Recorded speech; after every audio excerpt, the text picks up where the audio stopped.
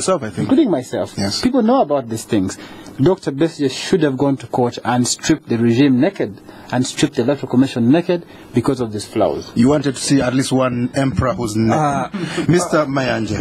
Edmond, really, I wouldn't like to comment on what Dr. Besigye said, but because it's a topic here, I will only say that, unfortunately, he's saying that this is from a third of the country's polling stations, and he's not telling us from which area of the country. And we cannot gauge. You cannot gauge that. Maybe after getting the other three sides, it will be 68%. It will be 68% or not. Okay. So I don't want really to dwell on that. But I think he would do us a favor to produce the entire polling, ballot tallying and in his tallying center. All right, let's move on to something. There was a heavy police and military presence in town. Honorable Birahwa, following threats by the opposition to carry out peaceful demonstrations, the police and army presence in the city has been beefed up. The city square is actually cordoned off. They open it only in the evening, but during daytime it's totally closed off. But the Ugandan public seems to be hesitant to demonstrate, with many fearing they'll be shot dead. What's it? Do you think people will demonstrate and so the army can go back to their barracks, or you think they'll stay around and see big cars driving past them? For me, you see, public order is very important. We are leaders who want political office, and I have always said it should not be by hook or crook, and it should not be to the risk of those we intend to lead. So, for me, I don't trade public order with my interest for a political office. That's why in Buliisa I have been tortured, I have been persecuted, I command my people. If I wanted, it would be more bloody than Sembawuli, but I have never done it. I have walked off. When I could just say, do anything.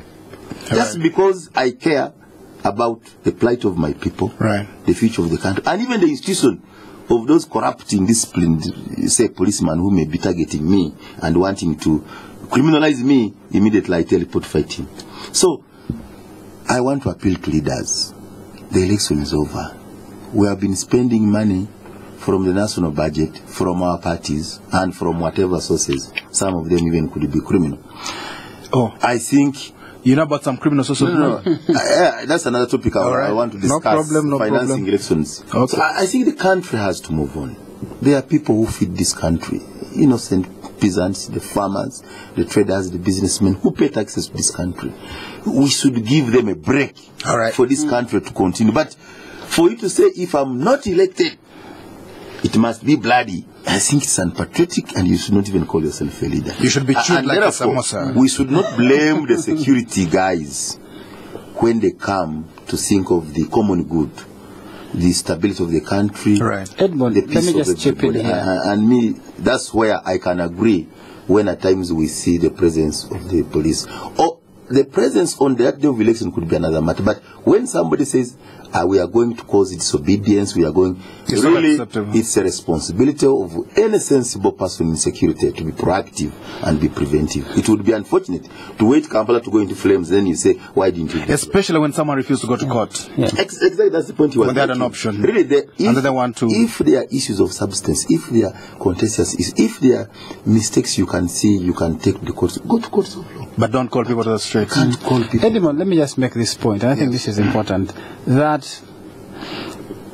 the people in authority know that there is a certain level of uneasiness, a certain level of tension and of distrust in the society arising out of the electoral process. Yes. It's not a mistake. They've said so that they have heavily deployed in the streets. Right. They know that the people are disgruntled with the process, the people are disoriented by the ugly acts that they have seen. Some people, not everyone. Not the 68%. Well, I don't know where the some you're talking about are. You've talked about?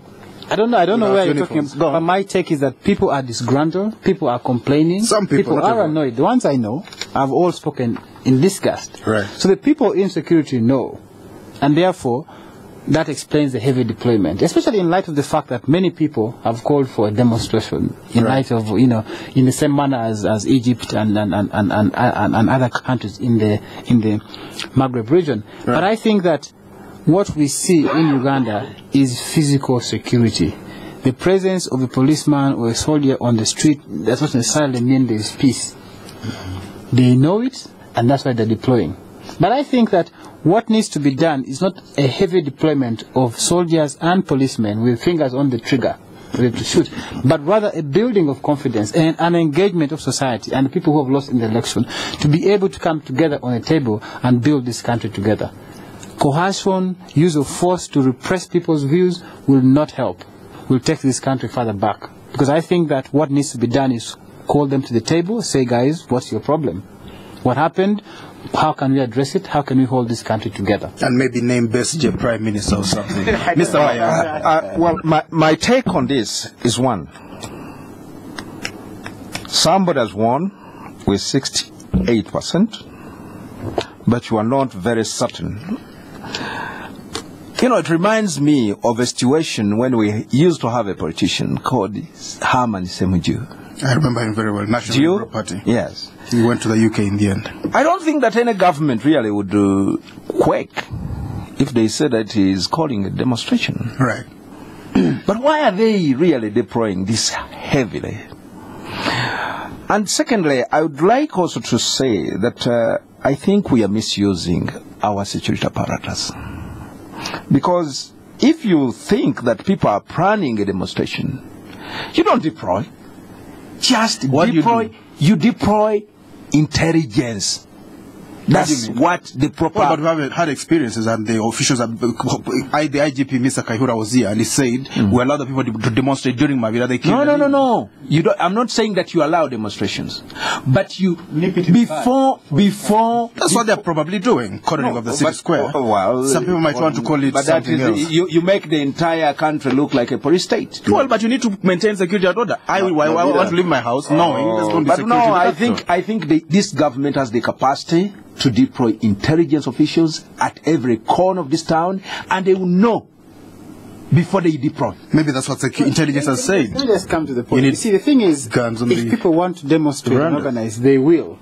Because the presence of a policeman on the street cannot deter the flow of information. Remember, we have Facebook, we have SMS messages. People can still organize and still storm the streets.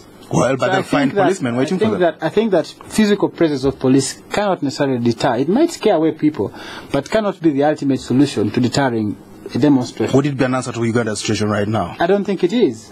I think the answer to our problem is to call for a national dialogue and talk to the people who have a stake in this country. The idea of a winner takes it all. I'm glad WikiLeaks leaked Museveni's views on the Kenyan crisis. He should listen to his own advice. In which he was asking for a national dialogue or a rerun. I think that the same should be applied here. Himself. Mr. Mayanja, you say you're afraid of a police state. What exactly do you mean by a police state? You know, when you walk around Kampala streets and you see soldiers in file, in war gear, that's very... They even have helmets. Yes. I saw those during the 1979 Liberation War. But this time they are covered in a nice... I think the president is admitting... I've not seen the inside of that helmet. I saw the ones, but I've seen them wearing them. The government is admitting that there is a problem. That's not how to solve it. To solve it is to sit down and make Besigye Prime Minister. And no. Agree on a minimum program that brings everybody on board, and then we move all as a country. Right. One appeal I want to make to all political players, really, those of us who are in politics, to make a contribution when we can. I am really very disturbed. Many times we want to take the blame to the security angle. The police and the armed forces have only come into play because the politicians have messed and invited them.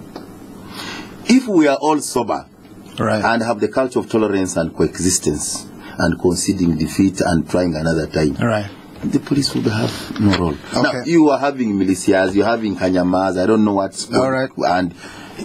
And these guys are just being proactive.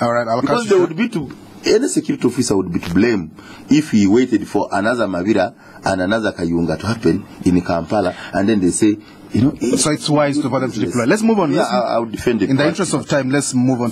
We've also received some text messages. I'll read them before the show is out. Mr. Mayanja, police has named some politicians behind militia groups. Yesterday, the Inspector General, our good Inspector General Police, Mr. Kali Kaihura, named several politicians who are behind to close to 22 militia groups. My main complaint is that they don't even have uniforms.